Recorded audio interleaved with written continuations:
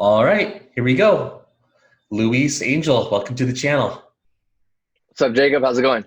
Hey man, good. So, Luis Angel, you're the founder, owner of the AE Mind Academy, Memory Champion. For those that don't know who you are, I know you through Omid, but for those who don't know who you are, can you tell us a little bit about yourself? Yeah, I mean, I've essentially I got into the sport of memory competition, and I know a lot of people might be like, I didn't even know there was a com competition for memory people. But yeah, they call me a memory athlete in the sport, and also everyone else that competes in these competitions. And I got into it several years ago because my memory just sucked. I had a really terrible memory, and then I wanted to improve that. For me, when I find that there is something that is not necessarily wrong with me, but something that I know I can improve on, I do my best to seek the best professional help to help me improve that field. That's essentially what I ended up doing. And many years later, now I go all around the world competing in competitions. I guess not right now because everything's shut down, Yeah. but when things are back up. So that's essentially what I do. I'm a memory athlete. Okay, you said something that was really interesting to me because I'm the other way around. I started college at a really young age, at 11, Oh and wow. I was Did you considered really? to, yeah, man. I Yo, started that's college, sick. yeah, I started college at 11. I graduated with my bachelor's at 16, and one of my strengths, What? yeah, yeah, true story. I don't really make You're mention of just that on the channel. Yeah, you're just going through that as if it's like everybody, knows public knowledge. I mean, it probably is. I I'll didn't have to know do that. another video That's about funny. that. But one of my Holy strengths moly. back then was that I did have what was considered, I guess, a photographic memory. I don't know what a photographic memory is, but I just happen to have one. However, I feel like Interesting. I've gotten dumber since being a child prodigy. Like I've burnt out or something. But you said something really interesting that you said your memory sucked, but you were able to improve it, and it's something that you can develop and improve. Yeah. Yeah. So, Yeah, this is something definitely that anybody can, if you work on it, obviously. People come to me and ask me, how can I improve my memory? And they expect me to wave a magic wand and that's it, you're a memory champion, you're a memory expert. And that's not how it works. It's about learning the basic techniques and then practicing them over and over again until you gradually get better, faster at memorizing, retaining the information that you want to learn, things like that. So, yeah, it definitely is something where I mean, I've worked with people that have dementia, people that have other memory issues, ADHD, people that are blind. And the reason why I mentioned that part is because a lot of the training has to do with your visual capacity to see something in your mind. And so that was one of my challenges. Like, can I teach a blind person how to do this? And the answer was yes.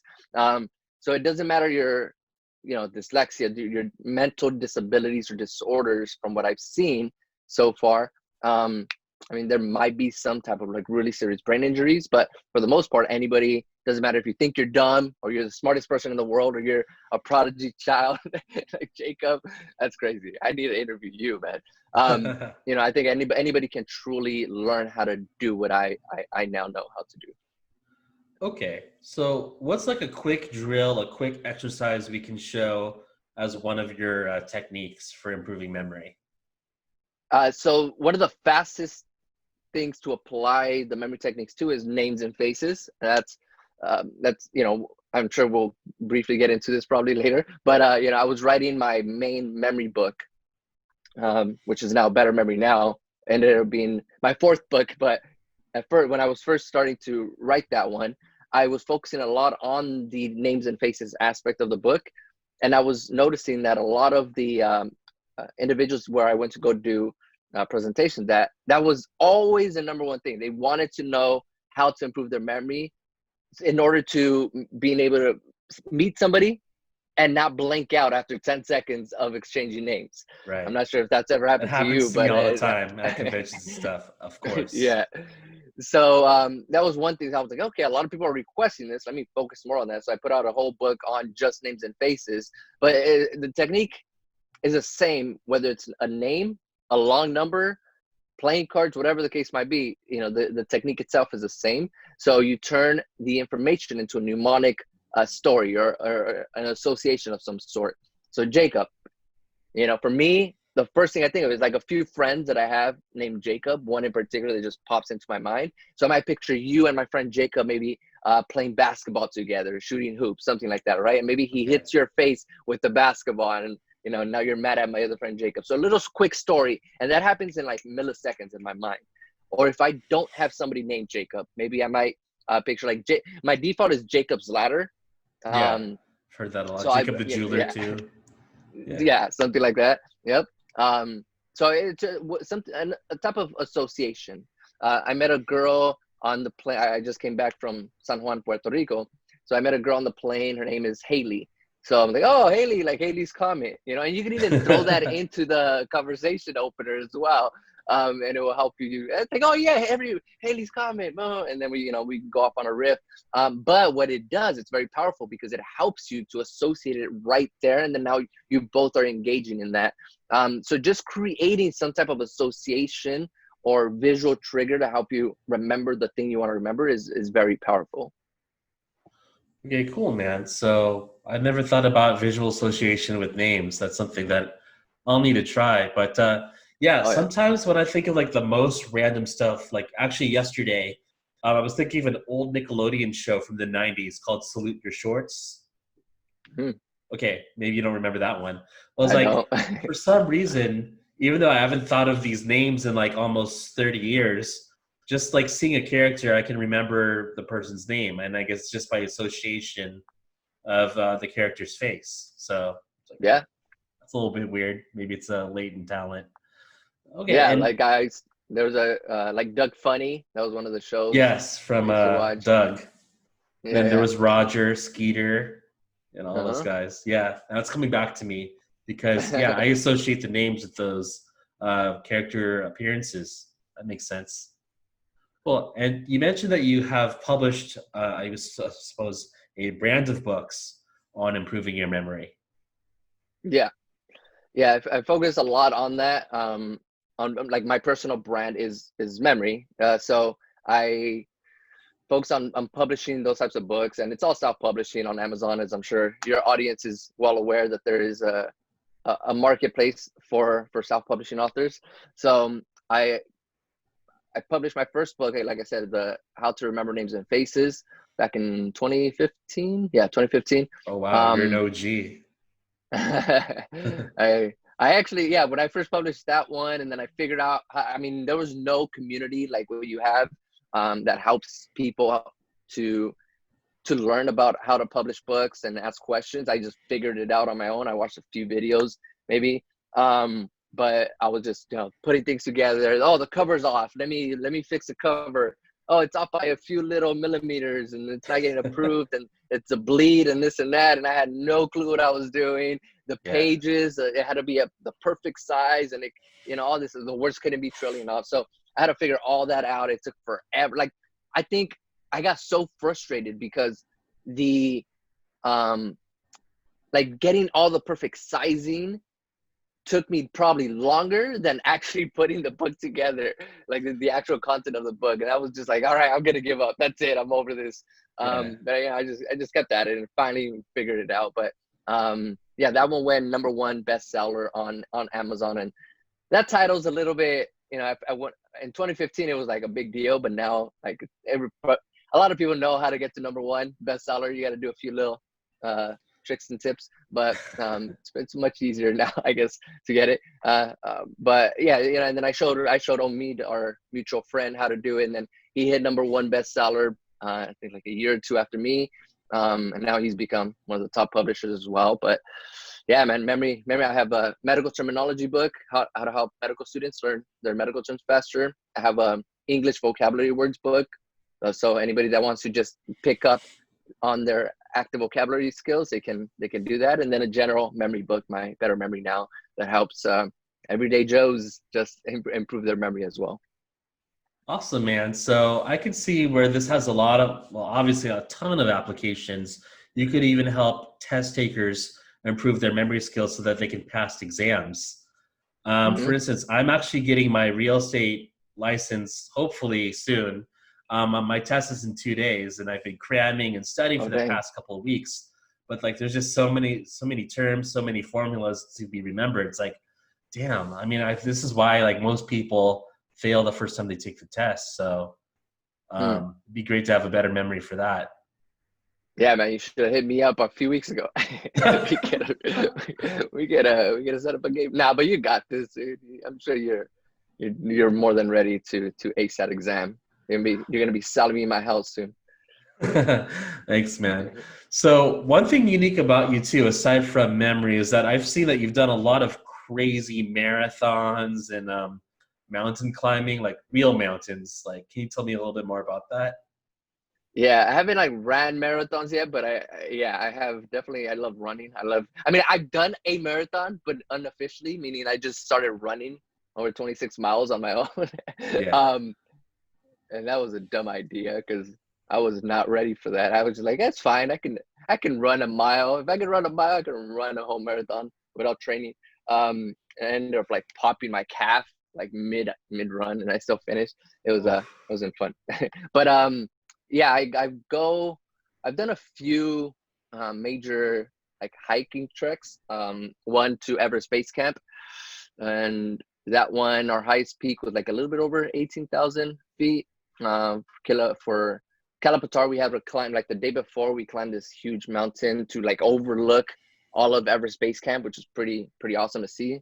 You have the ice, you have the glaciers, you have the mountains, the snow everywhere. That one's pretty cool. But a little over a week for that trek, Everest Base Camp. Then we stayed in like cabins all throughout the trek. This one was in January, so it wasn't peak trekking season in Nepal for that, but it was cool because we were pretty much alone. It was 10 of us, and there was like no other hikers around. So we're going through this trek, cold as heck. Like, I wouldn't suggest other people to go if they're not a fan of the cold weather. Um, but yeah, it was super cold the whole trek. We stayed in little cabins, and then it really windy towards like the last few days. So it was cold, wind chill. You literally had to hold on to the boulders as you were hiking up in order to not get blown off of these trails. Damn. That's how windy and cold it was, and you're freezing your butt off, man.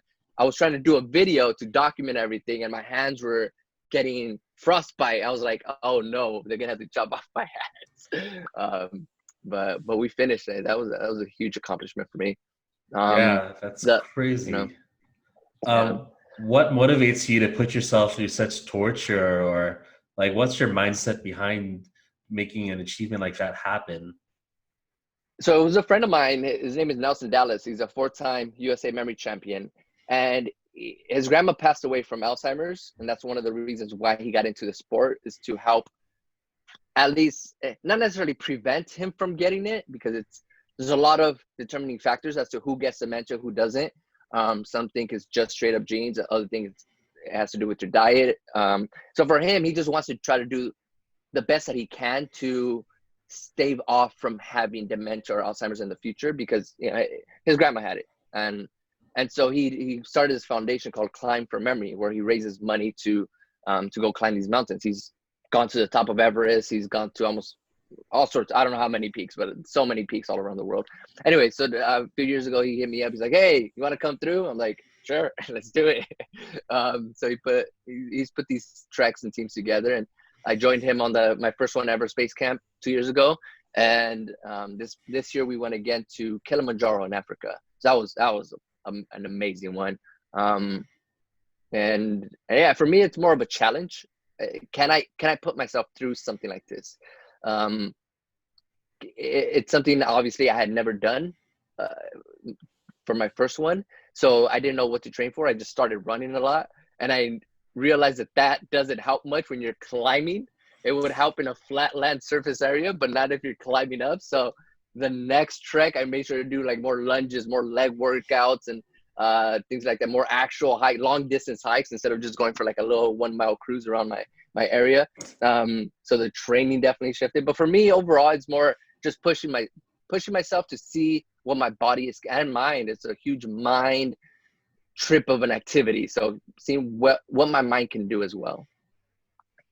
Awesome, man. So, yeah, I mean, having competed in powerlifting, obviously a lot of it is physical. You have to be really physically conditioned to succeed at what you're doing in a like some kind of competition. But also a lot of it's just like your mental toughness and learning how to endure pain and being familiar with pain. Once you've already experienced something really hard, and when you go through hard training or a hard event, it's much easier to cope with the anguish that you're going through. Yeah. Yeah. So one thing I can tell about you, aside from the fact that you seem to succeed at anything you put your effort and mind towards, is that you also have very cool and interesting people around you. Were you able to facilitate building your network through your brand? I was like on the memory sports side of things, yes. Like I became really good friends with a lot of the people that I learned from early on. And like my mentor, Ron White, he's been doing this for over 20 years, probably over 25 years now. Um, as far as like teaching people how to memorize. He started when he was 18, 19, somewhere around there. Like really, really young. And he like sometimes we're scared to reach out to people that are doing better than us. Because we think they're just too busy, or they're doing their own thing.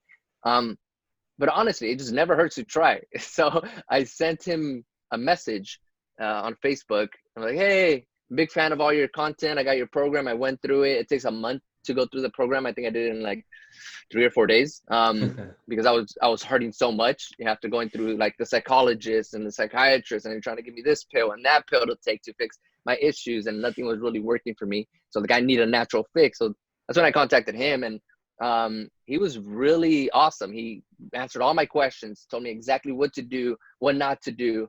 When I told him I wanted to compete, he's like, okay, here, you should do this training regimen to help you compete and prepare yourself for the memory championship.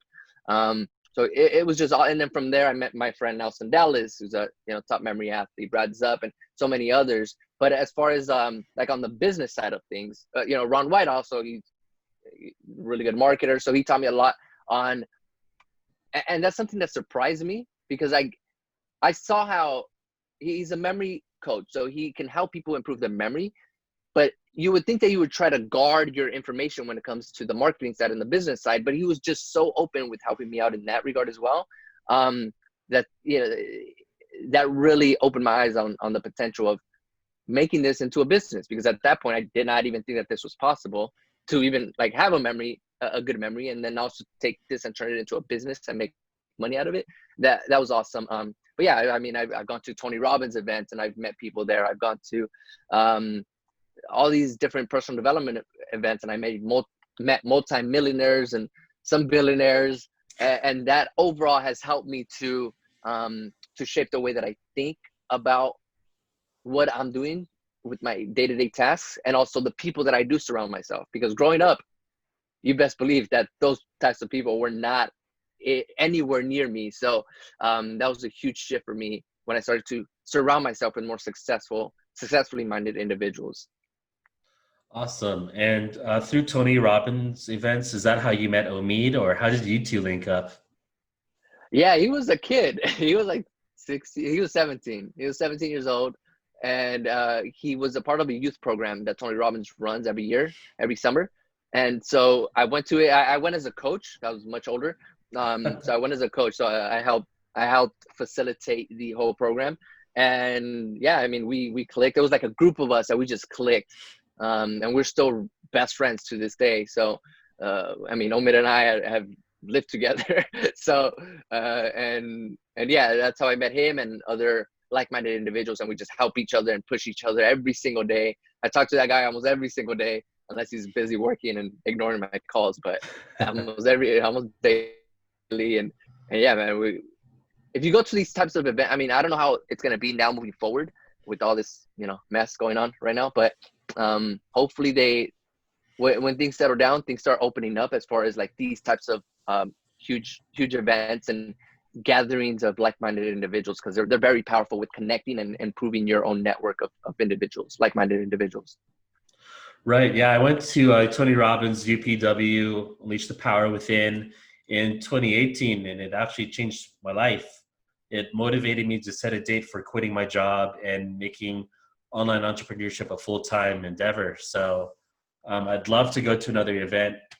I guess Date with Destiny is not going to happen this year, I suppose, but yeah, it'd be great if it can get something together again.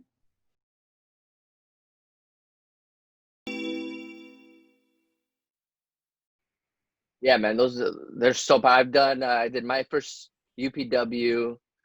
Oh man, it was a long time ago. 2011. Yeah, 2011 in Fort Lauderdale, Florida. Did my first firewalk, and that's what really I was working at DirecTV at the time, and going to that event made me realize that I did not want to work at DirecTV for the rest of my life. So that made me shift a lot of things as to what was going on. Because once you walk on fire, dude, you can do anything, right? You can go and Yeah. conquer the world. I mean, I got so pumped for the firewalk, like remembering it now. I don't think I even felt the heat. I just like pretty much Mm. walked through it. Um, yeah, I just remember going, yes, yes, yes, and getting so amped up. Yeah, Yeah, that yeah. was fun. Awesome. So you have a channel of over 20,000 subscribers that you've built over the years for memory. Um, how were you able to like build a channel from scratch to over 20,000 subscribers in a very niche field, a very niche topic? Yeah, it's very interesting. Hopefully, it can grow even more in the near future. But it was a gradual process.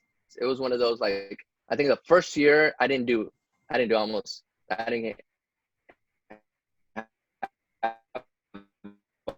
2 subscribers every week. That but it was just one of those that just being consistent because honestly, you just never know what video you put out that's gonna resonate with others and it's gonna go quote unquote viral or viral in your niche because viral in different niches means something else. Viral in the entertainment industry can mean 20 million views or whatever, right? A music video gets 20 million views overnight, but viral in the memory world where you're not used to getting more than a few hundred views per video, getting a few thousand would mean that you went viral. So I had a few of those videos where I didn't even put that much production effort into it. I just shot it with like a little, they had these flip cameras back in the day when I first started.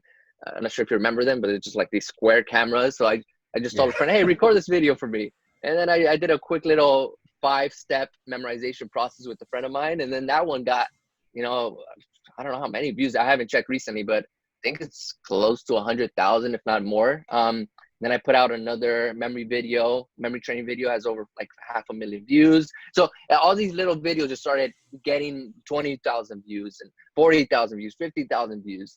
And now I think in combined total, I have probably over 20,000 views. I mean, 2 million views in total, if not more. But and then slowly, obviously, as these videos become evergreen and people, that's what I target more than the way that I make my videos. I don't target them towards making them get that quick hit, that quick 1,000 views, that quick 10,000 views.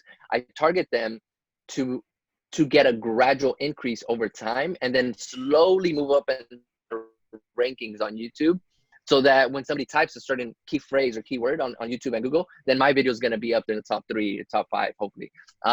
And then it'll be getting those consistent views over and over again. I get some of my videos right now that have hundreds of thousands of views. The first year, they probably got maybe no more than 5,000 views. And then over time, they get searched so much that people keep coming back to those terms. Everybody always wants to improve their memory or they always have a need they think their memory sucks, so they want to find a way to either improve their ability to focus, improve their memory in some capacity, or have they want to get motivation, whatever the case might be, and then they'll always search on YouTube on people that are already know how to do that and are helping them out. So that's my target. It's more focusing on evergreen, and slowly the subscribers come. Yeah, YouTube is such a grind to like build a subscriber base with. It takes years, as you know, Yeah. from nothing, and putting out videos every day for a year, not getting any subscribers can be tough, but the efforts do add up over time and people take notice, especially when you're, as you said, not going for the quick hit, not going for just the viral topic of the day, but building relationships with your viewers and cultivating them over time, it turns into an audience base, which is very cool. And I Yeah. suppose you use that strategy as well with your book brand. Like, what are some of your tips for like how you become successful with your self-publishing brand? Yeah, like I've known, and I'm sure we both know people that in the self-publishing world that do want to go for that quick hit. They want to focus on something that's hot right now. Like I remember in the group that you have, like right after coronavirus hit and it started gain steam, like people were literally looking for ways to take advantage of coronavirus, putting Yeah. out books on remedies for coronavirus, on this and that for coronavirus. I'm like, bro, How to create you really hand think that's gonna? sanitizer. Yeah. I Literally. was like, my God, alcohol. That's it. Let's go. Put a little scent or maybe some aloe vera, but yeah, they want to put 100-page book on hand sanitizer. That's funny. For me, it's more focusing on the long term. My books still do well, and I'm not talking about wow. They're not making like all my advertising and everything else, but um,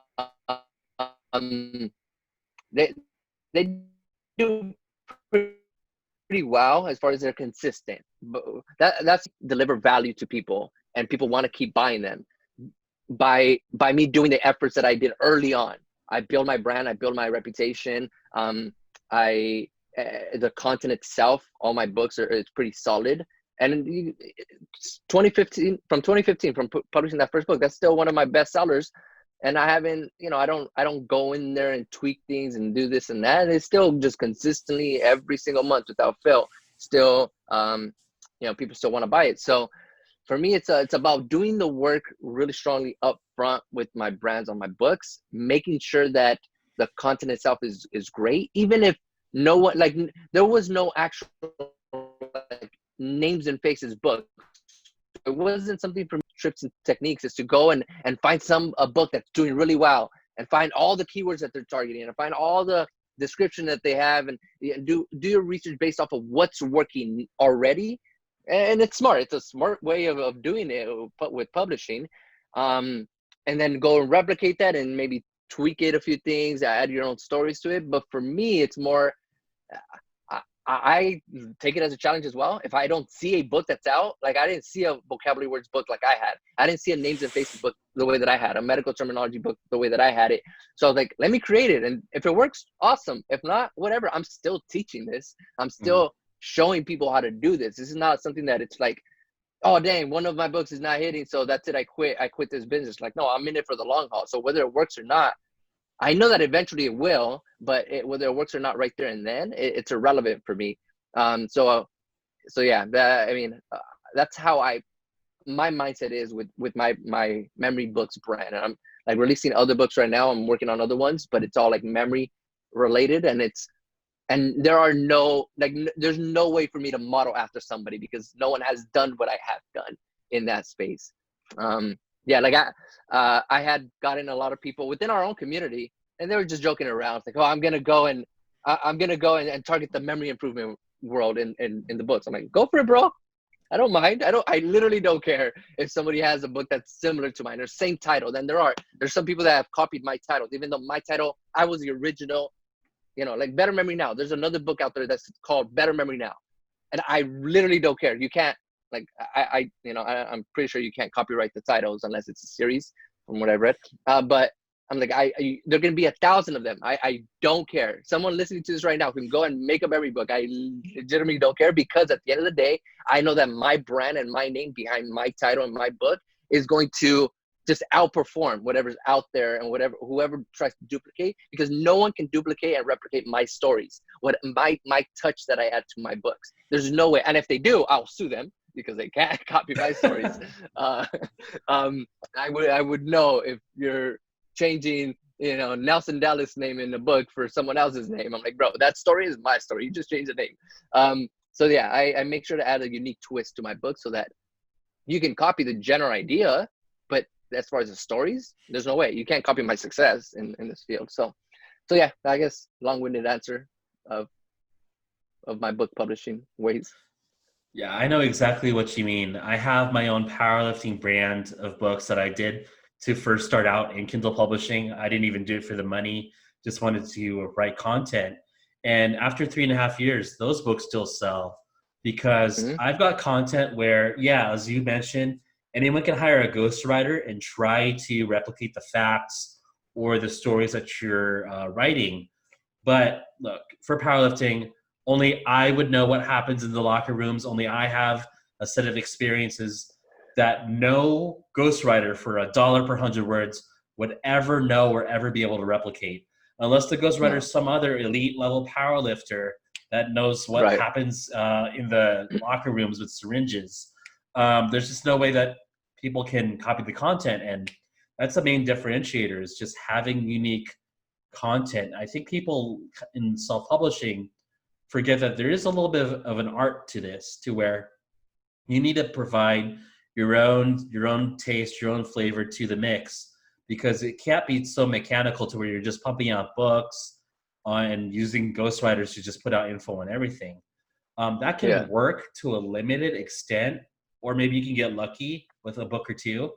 But like pumping out 100 books like that isn't going to yield sustainable results versus a No. brand like yours that has lasted over 5 years doing relatively well. And for me, relatively well for my brand is like still making 300, 500 a month after Yeah. 3.5 years of being published with no maintenance, nothing, not even editing a description, still bringing in money, covering a car insurance payment every month. Exactly. That for me is very No. successful, better than anything else I've done in publishing. So I understand you on that point. Oof. To cover the rent or cover a car payment, or something comes, an emergency comes up, car repair, and they can't, just a few extra $100. And I remember, I mean, we don't have to get into this too much into detail, but I was in network marketing when I was 18, 19. And that was one of the big things is it's not even about making a six-figure income. It's about making those a few $100s extra a month, Yeah. $300, $400 extra a month that just comes in without you having to do anything else. That's awesome money. That's what I like to call it. That's awesome money. That's freedom money. That's money that you can use to go on that trip, to go in and help a family member out with a medical bill that they can't pay, phone bill, whatever it is. So, and for you to keep doing that, that's just a true testament to what you did early on, and the fact that your story, people want to know more about you, Jacob. People want to know more about that person that actually invested time and effort into developing their story, and putting out quality content that people still want to go after. Like my videos that still get views, I like to think that they're quality. I like to, and I mean, it's showing it because people still like it, people still view it, and people still leave comments on those videos that I made many years ago, 5 years ago, 6 years ago. So there, we both know people that target different niches within the self-publishing world, and they make a lot of money. But the thing is, if they don't, like early on, like in the first month or two, they can make a lot. But then once other people start realizing that, everybody's starting to use the same strategy. So they start pumping out the same keto books, the same recipe books, the same, whatever books, gaming books. They all target the exact same niches. Then your position gets devalued, or I'm not sure if that's a word, but your position goes down, and then now you're not making the same amount month 3, month 4. You're making a few dollars instead of a few $1,000s, and then you're wondering why. You'd start pumping more money into advertising, thinking that's going to help. But in reality, it was just because the actual content was more of a just copy and paste. And I'm not saying that's bad or good or bad. It can work if you do it right and you add more to it instead of just being a generic thing. But some people think that that's their way to the promised land. But once they see that month 3 comes around and they're not making the same amount that they were making month 1 with that, and have to start all over with that process, it's a completely different world. Whereas if you put your if you put your time and effort into really creating something that's different and will be different no matter who comes into your niche, that's something that will make for that true residual income aspect of this business. Yeah, thinking about different niches and even different industries within publishing, like even in the fiction world, people want to know more than just the stories because anyone can write a story per se, even in fiction. But people want to know the person behind the brand, person behind the Yeah. pen name, and interact. And I think that's where you can provide uniqueness with a book Mm. brand. So whether it's through your own unique stories or being able to communicate with the author, anything you can do to differentiate yourself, even in a noisy environment, can help you versus just like having these anonymous pen names and putting out ghostwriting content that everyone else is buying. So you need to Yeah. have a unique selling proposition. Yeah, everybody wants to see what J.K. Rowling's next book is going to be. It doesn't matter if it's Harry Potter or whatever else she puts out. Everybody is just waiting for her next book to come out.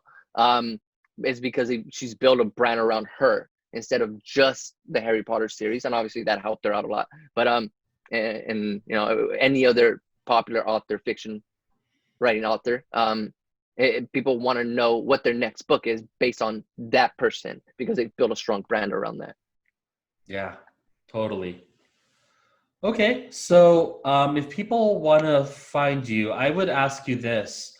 What book should I start out with from your brand if I wanted to get into memory improvement, improving my memory? Like, which book would you first Better, recommend? yeah. First one would be Better Memory Now. So that one, I also have a free ebook if you know your followers want to go and get that. I have the whole ebook actually. I put it during the pandemic. I had only put out a little snippet of it before that, but then during when all this hit, I was like, let me just give away the ebook. So the ebook is available on my website, aemind.com. So if you go there, put your email on there and I'll send you the ebook for free. So, and if you want to get the physical copy, you can obviously go on Amazon or I did the narration myself for the audiobook. So you can also do that if you like to hear my voice. If you don't, and you just want to hear your own voice, and you get the free ebook or get the paperback version on Amazon. But yeah, Better Memory Now is the main one that I would recommend for everyone. Okay, so we'll have a link below in the description for those that are watching on YouTube or listening on Spotify and elsewhere. aemind.com, leave in your email, and you get the book. So that's a pretty good deal for a free book. Yeah, they go over if you've ever forgotten your keys, if you ever forgotten someone's name, if you ever forgotten where you parked your car, if you walk outside and remember that you need to get a coat, and then you run back inside and you're looking and staring at your bedroom because you forgot where you were in there, this book is for you. So anybody that has any issues, has ever had any focus issues, I definitely do a lot of uh, tricks and tips on how to improve your memory in this different aspects of your life.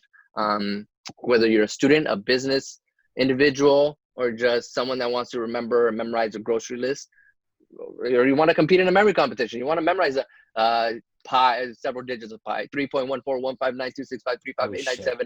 So if you want to do stuff like that, I will show you how to do that in the book. And also, I have a podcast, Smarter, I mean, the heck is it? Smarter Brain, Better Memory. So Smarter Brain, Better Memory you can find that on Apple Podcasts, on Spotify, everywhere that you can, you subscribe to podcasts, so you can get my tips and tricks on there as well. Yeah, I can see how your tips and tricks work because, in the process of studying for my exam in 2 days, I can see how I've been associating certain things to remember facts, like for how many square feet are in an acre of land, it's 43,560. And I'm able to remember that no matter what because I can remember 7-Eleven, 43, 43 is 7, 5-6 is 11. Just remember 7-Eleven, the store, Mm. and I can associate that and never forget how many feet are in an acre. That is So so interesting. yeah, that's Wow. how I remember it. So That's that 43,560, 7-Eleven. you chunk down. So, I mean, we do something similar, but we just picture, we convert every 2-digit number into an image. So I picture like a ram, which is 43, to, you said 560. Yeah.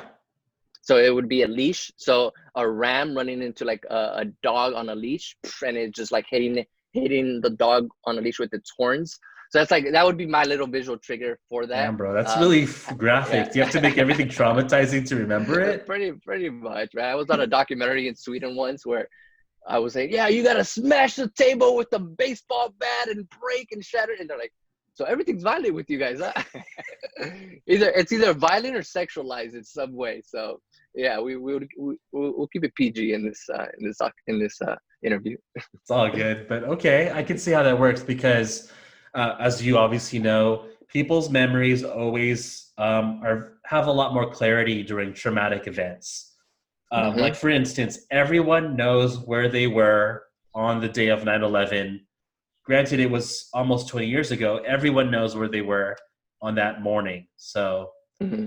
I mean, I was like 14 years old and I was taking a test in anthropology, and I just remember everything in that day. And Yeah. likewise, I think you would too. So I can see how associating, some kind of crazy event or some crazy action, improving your memory for something. Yeah, I was in middle school playing with my tech decks, and then it happened. Early on, we were all talking about it in middle school. So yeah, that was something that I just remember after school going to like going to the grocery store and then just walking by this glass window, and then they had a TV showing on replay what had just happened, and there was like a group of us just looking at the TV. So things like that you never forget. You will always remember where you were at, what you were doing, how did you learn about it. Even though like I was pretty young. How old was I in middle school? Like 12, 11, 12 years old. But yeah, it was 7th grade. Yeah, when something like it, that's one of the things I teach people is you have to add a lot of emotional elements to the information you want to remember. And it doesn't have to be necessarily like full blown like memory techniques like what we use, but it could even just be an extra sensory aspect to it to add to what you're doing. If you're constantly just in the same spots, I know they say like routine is king, and it is to keeping your focus. But honestly, for me, what I like to do, especially when I'm listening to audiobooks, and I do a lot of that, whether I'm driving or walking around or hiking, I go on long hikes and I listen to audiobooks, and sometimes I switch up the hikes. And it's interesting, whenever I like drive by that area that I was hiking in, I can recollect a lot of the information that I was learning with my audiobook, even though I wasn't using any particular memory techniques. And it's a lot because you're literally like in a completely different environment. So it's new, and all that's helping you to make those connections stronger in your brain. Like I'll walk by, there's a certain stop sign that I always walk by, and I always just picture. I was reading this book on our expansion, the U.S. expansion into different parts of the world. So I always just picture us being in like the Philippines, because they were talking a lot about the Philippines during that particular stop sign that I was passing by, and how the Philippines was once a territory of the U.S. and I didn't even know about that. So oh, that's pretty interesting. And I remember just looking up at the stop sign while that was going on, when I was listening to that. Oh, the Philippines, and then we got it from Spain, but then there was an issue with that, so then we had to give it away, and we gave them their independence, but we kept Puerto Rico, and so all this is going on, and it's all because of one stop sign that I look up at, and I pass by, and I remember that particular event of the audiobook. Interesting. Okay. Yeah. You've got some tricks there. I can see that being unconventional, but it Yeah. works. So cool, Mm-hmm. man. Okay. So at this point, is there anything you want to give a plug out to, a shout out to, mentioning? Just that, man. It's aemind.com. It's my website. It's my everything. My Instagram, YouTube,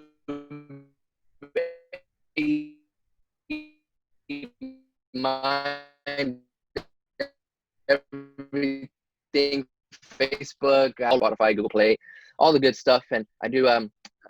I like to help as many people as possible. So if you're ever in need, send me a message through the group on Facebook, or contact me on my website, or leave a comment somewhere on YouTube, on Instagram, and I'll be sure to follow up with you and help you out in any way that I can.